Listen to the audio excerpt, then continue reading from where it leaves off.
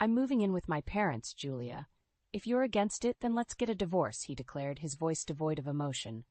What are you talking about, Alan? I stammered, my mind racing. The audacity of his words was like a slap across my face. It's simple, he continued, his eyes cold and calculating.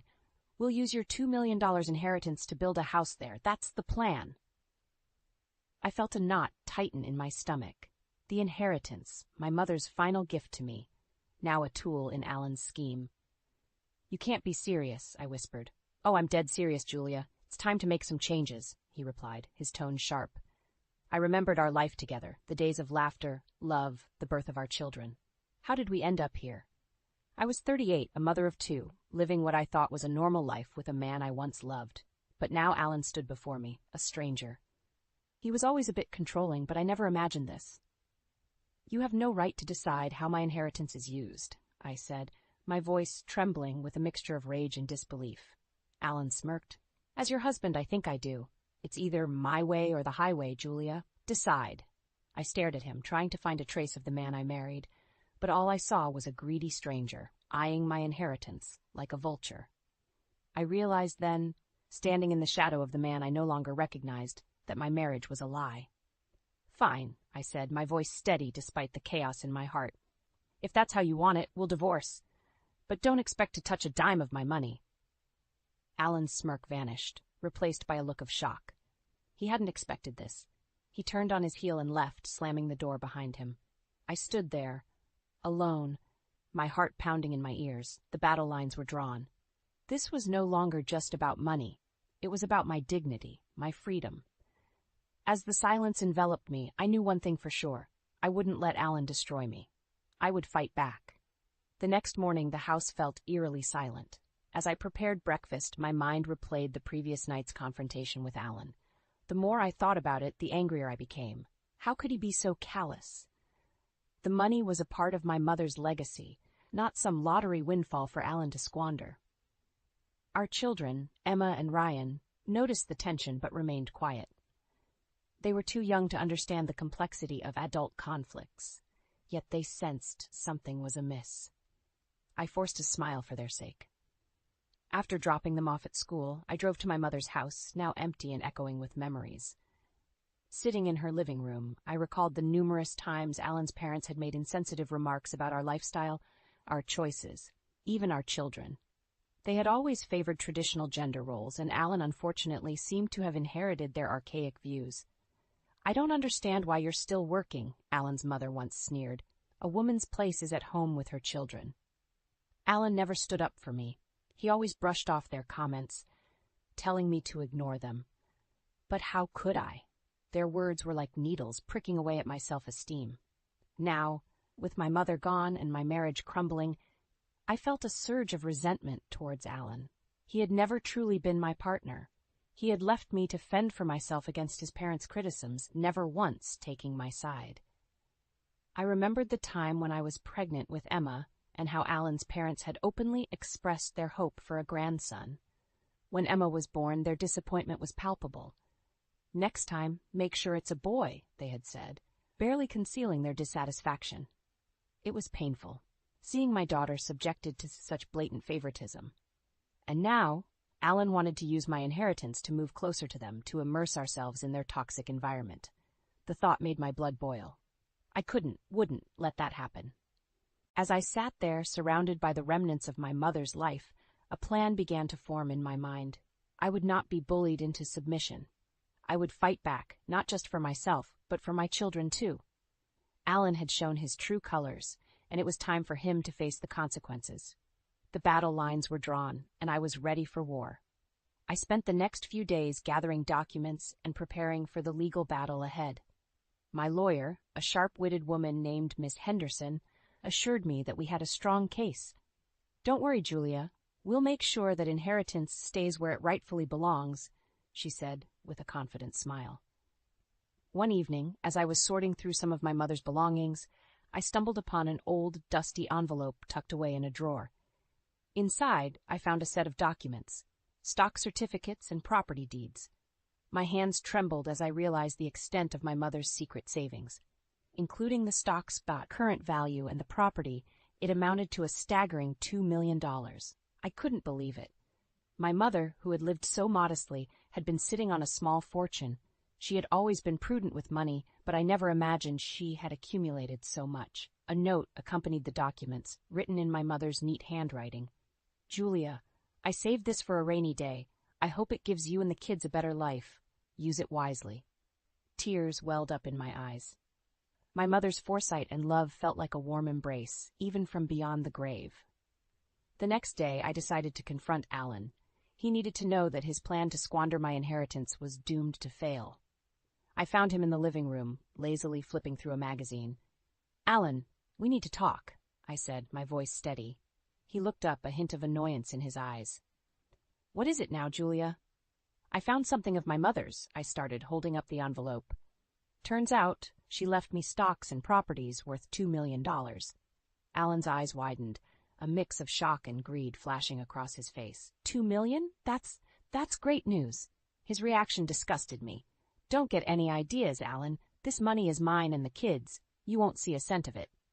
His expression turned dark. You can't keep it all to yourself, Julia. We're married. What's yours is mine. I felt a surge of anger.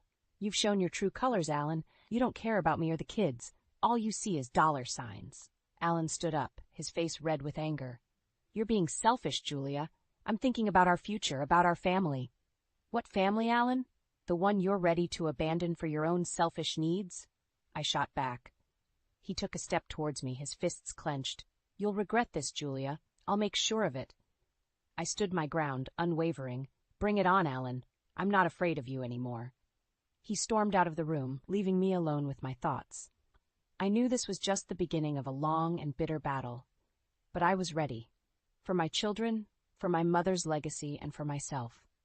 The following week was a whirlwind of legal consultations and tense silences at home. Alan's attitude had shifted from shock to a cold, calculated aggression. He was like a caged animal, desperate and dangerous. One evening, as the kids were asleep, Alan cornered me in the kitchen. His eyes were wild, his posture aggressive. You think you're clever, Julia? Hiding that money from me? I leaned against the counter, my heart pounding but my voice steady. It's not about being clever, Alan. It's about what's right. That money is for me and the kids, not for your deluded fantasies. He slammed his fist on the countertop, making me jump. I am your husband. I have rights to that money. You're just a... His words were like venom, but I cut him off. A what, Alan? A woman who won't bow down to your greed and bullying? His face contorted in anger. You'll regret this, Julia. I'll make sure you don't get a dime of that money. I could feel the danger in his words, but I refused to show fear. Is that a threat, Alan? He leaned in, his breath foul. It's a promise. I pushed past him, my body shaking with adrenaline. We'll see about that. The court will decide. As I walked away, his voice followed me, filled with malice. You're going to be left with nothing, Julia. Nothing. The next day I received a call from my lawyer. Julia, Alan has filed for divorce. He's claiming half of your inheritance. I took a deep breath, feeling a mixture of fear and determination. Let him try. I'll fight him every step of the way. Miss Henderson's voice was firm. We have a strong case, Julia. Don't worry. We'll make sure justice is served. That night, as I lay in bed, I thought about my children, sleeping peacefully in their rooms. I was doing this for them, for their future. Alan had become a stranger to me, a man consumed by greed and spite, but I was no longer the woman he thought he could control and intimidate. I closed my eyes, envisioning the courtroom, the judge, the final verdict. I would stand tall, fight hard, and win. Not just for the money, but for my dignity, for my children's future, and for the quiet strength my mother had always shown. This was my battle, and I was ready for it. The legal battle that ensued was grueling.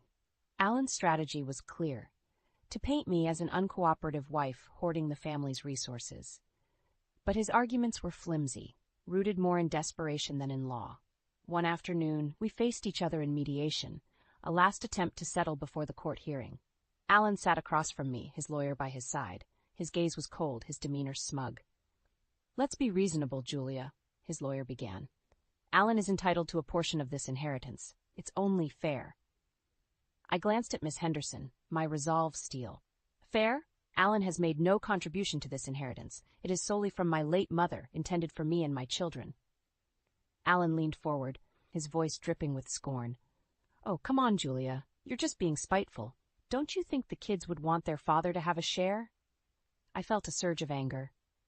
"This isn't about spite, Alan. It's about what's just. You've never cared about what the kids want. This is about your greed." His lawyer tried to interject, but Alan raised his hand, signaling him to stop. "You think you can just take everything, don't you, Julia? Play the grieving daughter and the victimized wife?" I met his gaze squarely. "This isn't a game, Alan. You're the one trying to take what isn't yours." The mediator, a middle-aged woman with a stern face, interjected. "Let's try to remain civil. This is about finding a resolution that—" Alan cut her off, his voice rising. "A resolution? She's the one being unreasonable." I could feel the tension in the room, thick and suffocating. I spoke calmly yet firmly. "I am being perfectly reasonable. I'm protecting what my mother left for her grandchildren. Alan's claims are baseless." The mediator called for a break, sensing the futility of the discussion. As we stood up, Alan leaned in close, his breath hot on my ear. "You'll pay for this, Julia. I'll make sure of it." I walked out of the room, my heart racing but my spirit unbroken. Alan's threats were empty, his case weak. I knew the law was on my side, and I was determined to see this through to the end. In the following weeks, I pored over legal documents, met with Miss Henderson, and prepared for the court hearing. The kids stayed with my sister, shielded from the worst of the storm. I missed them terribly, but I knew this fight was for their future as much as it was mine. The day of the hearing arrived. I stood in the courtroom, ready to face Alan and whatever lies he planned to spin. This was it, the moment of truth. And I was ready to fight with everything I had. The courtroom was a battleground where words were wielded like swords. Alan's lawyer painted a picture of a husband wronged, deprived of his rightful share. But under Miss Henderson's skilled questioning, his arguments crumbled like a house of cards. During a recess, Alan cornered me in the hallway, his face twisted in fury. "You're ruining everything, Julia? You think you're going to walk away with all that money?" I stood my ground, despite the fear gnawing at me. "It's not your money, Alan. It never was." He stepped closer, his voice a venomous whisper. "I'll drag this out as long as it takes. I'll bleed you dry in legal fees." I met his gaze, my voice unwavering. "Do what you must. I won't let you bully me into submission." As we returned to the courtroom, I felt a strange sense of empowerment. Alan's threats were hollow, his bravado a mask for his desperation. The final verdict was a vindication. The judge ruled in my favor, recognizing the inheritance as my sole property. Alan's face as the judgment was delivered was a picture of defeat. But the victory was bittersweet. I had won the legal battle, but at what cost? My marriage was over, the family I had known shattered. In the weeks that followed, Alan's life unraveled. His reputation, built on lies and intimidation, crumbled. The community saw him for what he was, a greedy man who had tried to take advantage of his wife's inheritance. Rumors reached me about his struggles. He had lost his job, his friends, and his standing in the community. It was a steep fall from grace, and I couldn't help but feel a sense of poetic justice. One evening, I received a call from a mutual acquaintance. "Julia, have you heard about Alan?" I hesitated. "No, what about him?" "He's moving out of town, lost his job, his house. He's pretty much broke." I felt a pang of, not quite satisfaction, but something close. Alan had reaped what he had sown. He had tried to destroy me, but in the end, he had destroyed himself. I hung up the phone and looked at the picture of my children on the mantel. This fight had been for them, for their future and security. I had stood up to Alan, not just for myself, but for them. As I tucked them into bed that night, I felt a sense of peace. The battle was over, and we had emerged stronger. We were free from Alan's shadow, ready to start a new chapter. Our lives would be different, but we would be okay. We were together, and that was all that mattered. In the months that followed the court ruling, life settled into a new rhythm. The victory in court had given me a sense of closure, but it was the start of a new journey, one of healing and rebuilding. I decided to sell the house, the scene of so many bitter memories. As I packed up, each item I sorted through was a step away from my past with Alan. I was determined to create a better future for Emma and Ryan. One day, while going through some old boxes in the attic, I found a picture of Alan and me in happier times. For a moment, I allowed myself to grieve for the life I thought I had, the love I thought was real. But as I looked at his smiling face in the photo, I realized that the man I had married no longer existed. He had shown his true colors, and they were dark and ugly. I tossed the photo into the trash bin, a symbolic gesture of letting go. Moving to a new town brought a fresh start. I found a cozy home in a friendly neighborhood. The kids enrolled in a new school and soon made friends. As for me, I began to focus more on my writing, finding solace in the worlds I created with my words. One evening, as I was tucking Emma into bed, she looked up at me with her big, innocent eyes. "Mom, do you miss Dad?" The question caught me off guard. "Sometimes I miss who I thought your dad was, but we're better off now. We're a strong team, just the three of us." She nodded, a wise look in her young eyes. "I like it here, Mom. I like our new home." Her words filled me with warmth. We had indeed come a long way. As I lay in bed that night, I reflected on the journey. Alan's downfall was his own doing. His greed and malice had backfired, leaving him with nothing. While I harbored no joy in his misfortunes, there was a sense of justice in how things had turned out. The kids and I had a long road ahead, but we were on the path to healing. The inheritance, now securely invested, would provide for their education and our future. I closed my eyes, thinking of my mother. Her strength and foresight had saved us. In her wisdom, she had given me the means to protect myself and my children. As I drifted off to sleep, I felt a sense of peace. The storm had passed, and in its wake it had left clarity and hope. We had weathered the worst, and now a new day was dawning.